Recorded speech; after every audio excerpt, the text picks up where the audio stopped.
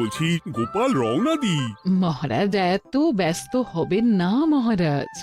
হ্যাঁ হ্যাঁ, তা মহারাজ, আপনাকে দেখে মনে হচ্ছে আপনি রাতে হ্যাঁ ঠিকই ধরেছ, তাছাড়া ঘুম হবে কি করে বলো, আমার বাড়িতে যে ছোট্ট রাজপুত্র আসছে। তা অবশ্য ঠিক, সেই কবে থেকে আমাদের নাতিকে দেখার জন্য আমরা বসে আছি। আচ্ছা গোপাল, তুমি এইবারে রওনা দাও, বেশি দেরি করো না, জাহাজ ঢুকবার সময় হয়ে এলো। আপনি কিচ্ছু চিন্তা করবেন না মহারাজ, আমি একদম সযত্নে আপনার নাতি ও বৌমাকে রাজপ্রাসাদে নিয়ে আসব। গোপাল, খুঁজে পেতে কোনো রকম অসুবিধে হবে না। মনে আছে রানীমা? এখন তাহলে আসি।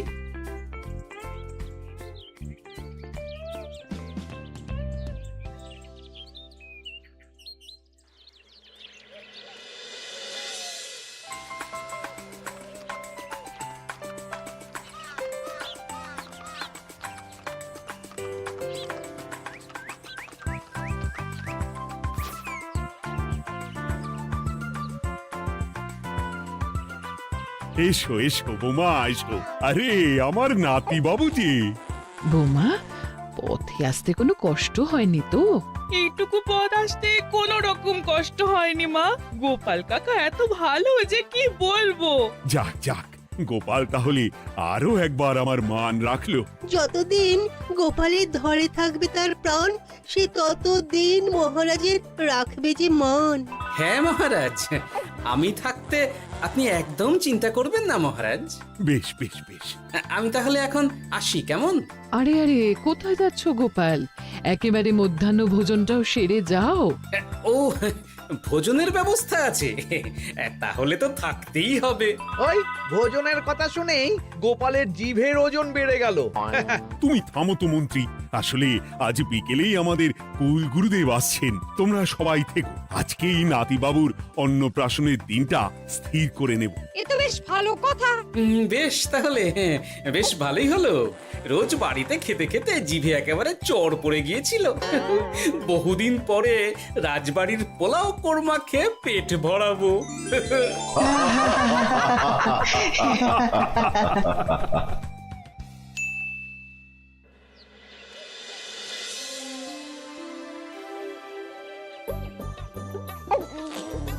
বাহ, তোদের নাতির তো ঢের উন্নতি হবে রে, খুব প্রতিপত্তি হবে, নাম যশ সব হবে, কোনো চিন্তা নেই। গুরুদেব, নাতির শরীর স্বাস্থ্য ভালো থাকবে তো? দেখ, এমনিতে খুব একটা কিছু অসুবিধা তো দেখছি না, তবে হ্যাঁ, সম্প্রতি একটা বড় সড়ো ঝড় বয়ে যাবে দেখা যাচ্ছে। কি সর্বনাশ গুরুদেব, এসব কি বলছেন? কথাটা কি সত্যি? আমি মিথ্যা বলি না, যা দেখলাম, ঈশ্বর আমাকে দিয়ে যা বলালেন তাই বললাম। তাহলে কি হবে গুরুদেব? এই বিপদ এড়াবার কি কোনো উপায় নেই গুরুদেব? ওরে, তোরা আমার পুরো কথাটা শোন, কথার মাঝেই যদি এত প্রশ্ন করতে থাকিস তাহলে আমি কিভাবে আমার কথাটা শেষ করব? হ্যাঁ, ক্ষমা করুন গুরুদেব, আপনি বলুন বলুন। শোন, ওর কপালে ঝড় থাকলেও সে ঝড় ঠিক কেটে যাবে, চিন্তা করিস না, ভগবান আছেন, উনি বিপদ ঠিকই কাটিয়ে দেবেন। যখন বিপদ চরম সীমায় পৌঁছে যায় তখন ঈশ্বর নিজে এসে আমাদের বিপদ মুক্ত করে। সত্যি গুরুদেব, ঈশ্বর নিজে আসেন? হ্যাঁ, নিজে আসেন। জয় গুরুদেবের জয়। গুরুদেব, এইবারে তাহলে আপনি একটা শুভ দিন বলে দিন, নাতি বাবুর অন্নপ্রাশনটা ধুমধাম করে দিতে হবে তো। আজকের পর থেকে ঠিক 3 দিন বাদে একটা খুব ভালো দিন আছে, ওই দিন তাহলে অন্নপ্রাশনের ব্যবস্থা কর। বেশ বেশ, তবে তাই হবে গুরুদেব, তাই হবে। গোপাল, তাহলে সব কিছুর বন্দোবস্ত করা শুরু করো। সে আর বলতে রানীমা, আমি আগামীকাল থেকেই একদম জোর কদমে মাঠে নেমে পড়বো। হ্যাঁ রানীমা, আমি কোনো দায়িত্ব নেব নাকি? না থাক, যদি প্রয়োজন হয় তুমি গোপালকে সাহায্য করো।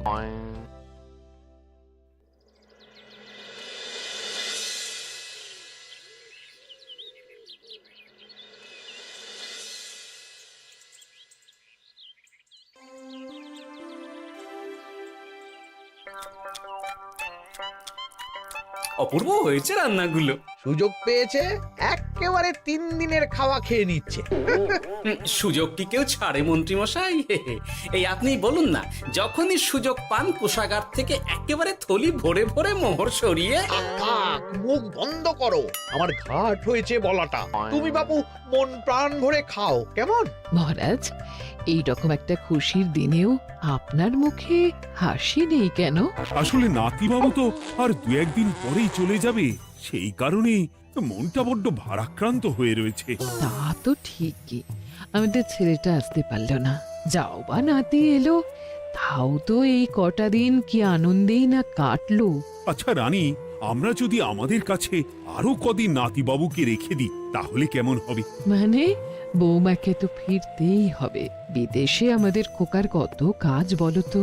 আরে বাবা, বৌমা না হয় ফিরে গেল, নাতিবাবু কদিন আমাদের কাছে থেকে গেলে কি এমন হবে? কিন্তু দেখো না বৌমা, আমাদেরও তো একটু ইচ্ছে হয় নাতিপুতিদের নিয়ে খেলবো, আদর করব। দেখো না। ঠিক আছে ঠিক আছে, আপনাদের কাছে আমার বাবু সোনাকে রাখতে আমার কোনো চিন্তাই নেই। ব্যাস, তাহলে তো মিটেই গেল। মহারাজ, নাতিবাবুকে কদিন এখানেই রেখে দিন, আমরা সবাই আছি, ঠিক কোলে পিঠে করে তাকে সামলে নেব। বাবা বাবা বাবা, গোপাল তোমার সব দিকে কান খোলা থাকে তাই না? মহারাজ, আমি হলাম ভাঁড়, তাই মাটির ভাঁড়ের মুখটা যেমন খোলা থাকে তেমন আমার কানটাও সব সময় খোলা থাকে, বুঝলেন?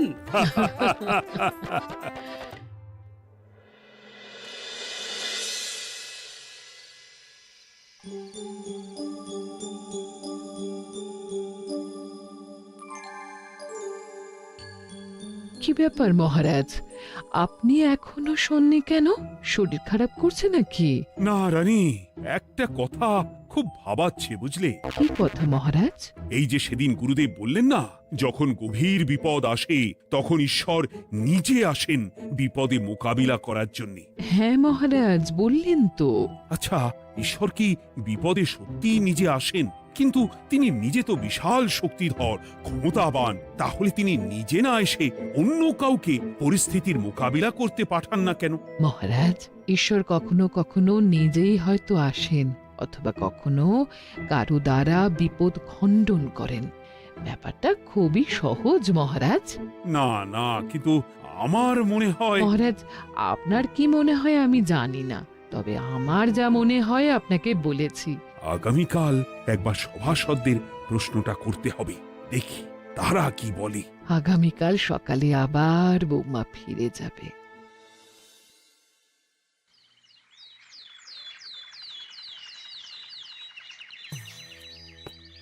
আমি তাহলে আসি। আমার সন্তানকে আপনাদের কাছে কদিনের জন্য রেখে গেলাম, ওকে খুব যত্নে সাবধানে রেখে দেবেন, কেমন? তুমি কোনো চিন্তা করো না মা, আমাদের নাতিবাবু একদম দুধে ভাতে থাকবে। কদিন একটু দেশের মাটিটা চিনে নিক, তারপর না হয় আবার বিদেশে পাড়ি দেবে। এই বলো সোনা।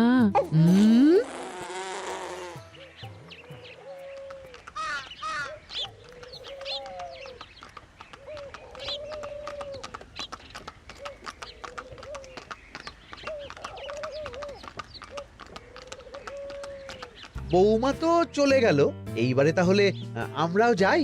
আজকেও নিশ্চয়ই বৌমার ফিরে যাওয়া উপলক্ষে রাজসভা বন্ধ থাকবে। ভুলেও এই সব কথা ভেবো না মন্ত্রী। চলো এইবারে সবাই রাজসভায় চলো, তোমাদেরকে একটা খুবই গুরুত্বপূর্ণ প্রশ্ন করব। সেরেছে, মহারাজ আবার কি প্রশ্ন করবেন ভগবান জানে। সবাই রাজসভায় এসো।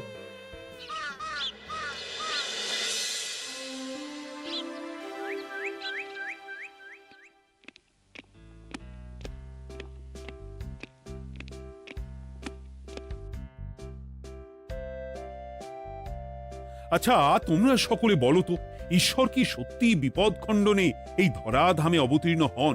আচ্ছা, তাই যদি হয় তাহলে ঈশ্বর নিজে না এসে তার প্রতিনিধি হিসেবে অন্য কাউকে বিপদ খণ্ডন করতে পাঠান না কেন? হ্যাঁ হ্যাঁ, ঠিকই তো। কেন কেন, ঈশ্বর তো মহাশক্তিধর, উনি চাইলেই যা খুশি তাই করতে পারেন। মহারাজ, আমাদের যেমন ইচ্ছে হলে আমরা খাই দাই ঘুমাই ঘুরে বেড়াই, ঠিক সেই রকম ঈশ্বরেরও ইচ্ছা হয় নিজে নেমে এসে জগতের কল্যাণ করার। না না না, আমি কিন্তু আমার প্রশ্নের যথাযথ উত্তর পেলাম না। এই গোপাল, তুমি কিছু বলো না, একদম মুখে কুলুপ দিয়ে বসে আছো কেন? হ্যাঁ, না মহারাজ, মুখে কুলুপ দিয়ে নেই, আসলে খিদেতে পেটে ছুঁচো দৌড় দিচ্ছে। বেশি কথা বললে খাটনি হবে, আরো খিদে বাড়বে, তাই চুপ করে আছি আর কি। ইস, শুধু খাওয়া আর খাওয়া, সব সময় শুধু খাওয়ার চিন্তা। গোপাল, ছি, লজ্জা করে না? এমন একটা গুরুত্বপূর্ণ সময়ে তুমি আমার প্রশ্নের উত্তর না দিয়ে মনে মনে খাবারের কথা ভাবছো। আসলে মহারাজ, ওই না খেলে যে মাথাটা কাজ করে না, পেটে খিদে মুখে লাজ, এমন করলে তো মগজটাই পুরো ঘেঁটে ঘ হয়ে যাবে মহারাজ। বেটাকে তাড়িয়ে দিন। যাও যাও গোপাল, আমার রাজসভা থেকে এক্ষুনি বিদে হও দেখি। যাও যাও, তুমি যাও। যার সব সময় শুধু খাওয়ার চিন্তা, এমন পেটুককে সভায় রেখে আমার কোনো কাজ নেই। কিন্তু মহারাজ, চুপ, একদম চুপ। তুমি যাও গোপাল, যাও। যদি কোনোদিনও উত্তর খুঁজে পাও, তবেই আবার এই সভায় তোমার মুখ দেখিও।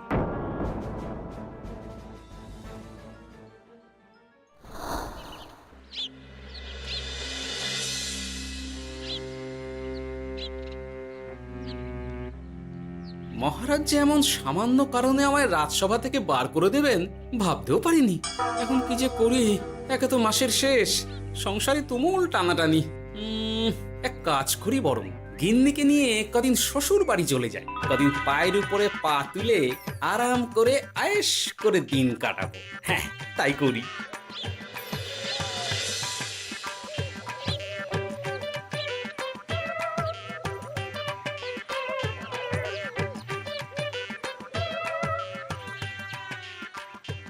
গিন্নি, ও গিন্নি,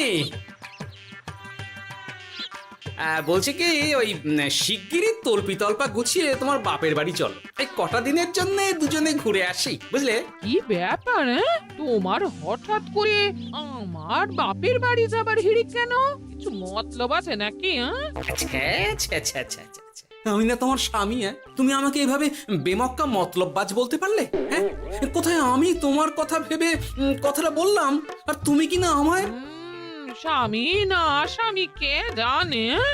এই গত 3 মাস ধরে বাপের বাড়ি যাওয়ার কথা বলছি, তুমি তো তখন কানেই নিচ্ছিলে না, এখন হঠাৎ? আচ্ছা আচ্ছা, বুঝেছি বুঝেছি, অনেক ঝগড়াঝাটি হয়েছে, এইবারে তল্পি তল্পা গুছিয়ে চলো, মেলা সময় বয়ে যাচ্ছে। কি এক্ষুনি যাবে নাকি? সন্ধে হয়ে এলো তো। সন্ধে হয়ে এলো তো কি হয়েছে, চলো চলো চলো, শিগগিরই চলো। ঠিক আছে, আমি প্রস্তুত হচ্ছি। তুমি তাহলে একখানা গরুর গাড়ি ডেকে আনোগে, যাও যাও। আরে মিছিমিছি গরুর গাড়ি রাখবো কেন? আরে বাবা, আমরা হেঁটে যাব, হেঁটে। কি বলছো? এতটা রাস্তা বনের মধ্যে দিয়ে আমরা হেঁটে যাব?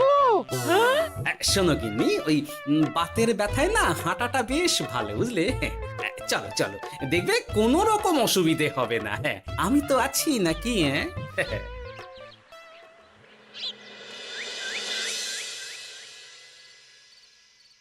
বাবা, হ্যাঁ, বনটা বেশ ঘন। বলি, এই সময়ে এই বনের মধ্যে দিয়ে কেউ হেঁটে যায়? মেলা গজগজ না করে চুপচাপ এসো দেখি। ও মা গো, বাবা গো, বাবা গো, কি লাগাটাই না লাগলো গো। আরে, তোমার থেকে আমার বেশি লেগেছে, যাখানা ধাক্কা মারলে। কি করবো? গিন্নি আমায় ধাক্কা মেরে ফেললো বটে, কিন্তু আজ আমি মহারাজের প্রশ্নের যথাযথ উত্তর পেয়ে গেলাম। বেড়াল ছানাটিকে বাঁচাতে কোনো কিছু না ভেবেই কিভাবে বেড়ালটা ওই বাঘা কুকুরটার দিকে তেড়ে গেল। হ্যাঁ, তার মানে বিপদে পড়লে সন্তানকে বাঁচাতে না, আমাকে এক্ষুনি একবার রাজপ্রাসাদে যেতে হবে, রানীমার সঙ্গে কথা বলতে হবে। আরে আরে আরে আরে, ওদিকে কোথায় চললে গো? ওদিকে তো তোমার শ্বশুর বাড়ি নয়। আরে বাবা, আমার নয়, তোমার শ্বশুর বাড়ির দিকেই আবার যাচ্ছি, বুঝলে? তার মানে আমরা আর যাবো না? না না, পরে যাব, তাড়াতাড়ি এসো দেখিনি। এ কি রে বাবা, লোকটার মাথাটা কি গেছে নাকি? কখন যে কি করছে নিজেরই ঠিক নেই, যত সব।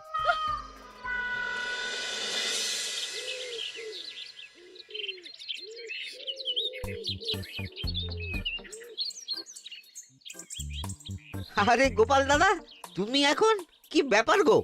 আমি একটু রানীমার সঙ্গে দেখা করতে চাই, খুব দরকার। কিন্তু এখন তো সকলে ঘুমাচ্ছে, তাই আমি তো এখন তোমাকে ঢুকতে দিতে পারবো না। আরে অযথা কথা না বলে পথ ছাড়ো, ভিতরে ঢুকতে দাও। গোপাল দাদা, তুমি এই সময় ওই ঢোকার জন্য অহেতুক জেদ করো না। তাছাড়া আমি যতদূর জানি তোমায় তো মহারাজ তাড়িয়ে দিয়েছিলেন, তাহলে আবার বহাল হব, চিন্তা করো না। দয়া করে এখন ঢুকতে দাও। গোপাল দাদা। আহ পেয়াদা, এই এই কি ব্যাপার? এত হইচই কিসের? কি হয়েছে? রানীমা, আমি আপনার সঙ্গে একটু কথা বলতে চাই, বিশেষ দরকার আছে। এসো এসো, ভেতরে এসো। তাহলে মহারাজকে তোমার পরিকল্পনা মতো বাইরে নিয়ে যেতে পারলেই উনি ওনার প্রশ্নের উপযুক্ত জবাব পেয়ে যাবেন, বলছো? সে ব্যাপারে আপনি 100% নিশ্চিত থাকুন রানীমা। এখন আপনি শুধু আমার পরিকল্পনা অনুযায়ী মহারাজকে নৌকা বিহারে যেতে রাজি করান। তারপর কি হয় সেটা আপনি নিজেই সচক্ষে প্রমাণ পেয়ে যাবেন। তোমার উপরে আমার অগাধ আস্থা গোপাল। ঠিক আছে, তুমি যেমনটা বললে ঠিক ওইভাবেই আমি নৌকা বিহারের ব্যবস্থা করছি। রানীমা, দেখবেন এই পরিকল্পনাটা যাতে কোনোভাবেই পাঁচকান না হয়, তাহলে কিন্তু সব ভেস্তে যাবে। নিশ্চিন্তে থাকো গোপাল, কিচ্ছু হবে না, নিশ্চিন্তে থাকো।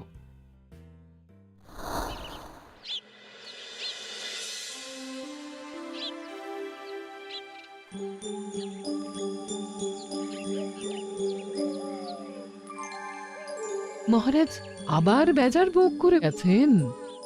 কি করব, আমি এখনো যে আমার প্রশ্নের উত্তর খুঁজে পাইনি।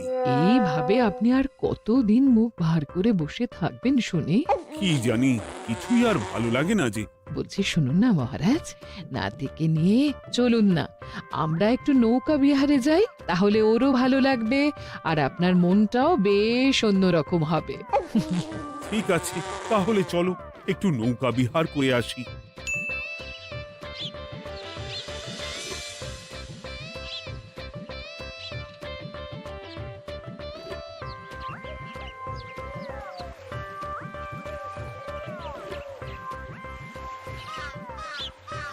এই তো মহারাজ, আসুন আসুন, সেই কখন থেকে আপনার জন্য অপেক্ষা করছি। এ কি গোপাল, তুমি এখানে? কি ব্যাপার? তোমার সঙ্গে তোমার স্ত্রীও আছেন দেখছি। মহারাজ, কতদিন আপনাকে দেখিনি বলুন তো, তাই আজকে একদম সস্ত্রীক চলে এলাম। চলুন চলুন, সকলে মিলে নৌকো বিহার করে আসি। কিন্তু আমি তো তোমাকে তাড়িয়ে দিয়েছিলাম, তারপরেও তুমি। মহারাজ, অনেক তো হয়েছে, এখন এসব কথা ছেড়ে নৌকোতে টুকুস করে উঠে পড়ুন দেখি। কিন্তু মহারাজ অযথা দেরি করবেন না, চলুন উঠে পড়ুন।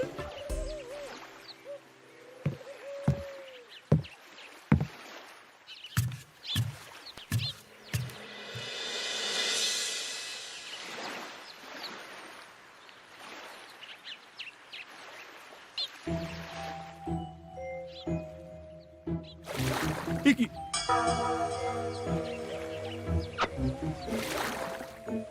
এই নাও, দেখো দেখো, ও কোনো সাড়া শব্দ করছে না কেন? সারা শব্দ করবেন না মহারাজ। মানে এসব কি বলছো? এই পুটুলির ভেতরে তো আপনার নাতি নেই, এখানে নাতির বদলে রয়েছে একখানা খেলার পুতুল। এসব কি বলছো তুমি?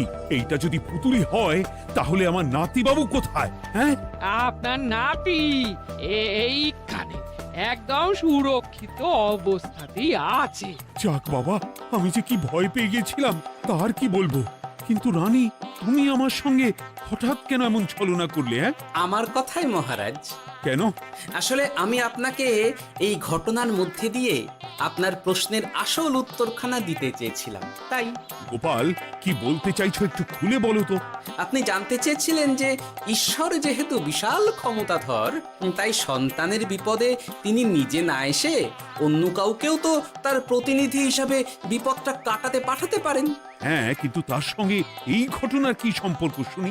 মহারাজ, পুতুলটি যখন জলে পড়ে গেল তখন আপনি সেটিকে নিজের নাতি ভেবেই একবারও কারুর জন্য অপেক্ষা না করে নিজের প্রাণের তোয়াক্কা না করে নাতিবাবুকে রক্ষা করলেন। মহারাজ, আমরা ঈশ্বরের মানব সন্তান। ঈশ্বর আমাদের সকলের হৃদয়ের ভিতরে বসবাস করে, তাই বিপদ হলেই তিনি ছুটে আসেন, কখনো নিজে, আবার কখনো বা কোনরূপ প্রতিনিধি মারফত। তাই ভবিষ্যতে আর কোনোদিনও ঈশ্বর সম্পর্কিত কোনরূপ সংশয় মনে রাখবেন না, কেমন? সাধু সাধু, ধন্য তোমার বুদ্ধি হে গোপাল। সত্যি যেভাবে তুমি একটা ঘটনার মধ্যে দিয়ে আমায় আমার প্রশ্নের উত্তরটা ব্যাখ্যা সমেত, তার কোনো তুলনা হয় না। তোমার যে আর কিভাবে প্রশংসা করব তাই ভাবছি। মহারাজ, আমার আর প্রশংসা না করে ওই পেট পুরে একটু ভালো মন্দ খাওয়ান তো দেখি, তাহলেই হবে, আর কিচ্ছু চাই না। আচ্ছা আচ্ছা, বেশ বেশ, তাই হবে। আগামী 7 দিন তোমার সস্ত্রীক সহ রাজবাড়িতে দুবেলা আহারের নিমন্ত্রণ থাকলো, কেমন? ব্যাস, আর কি চাই?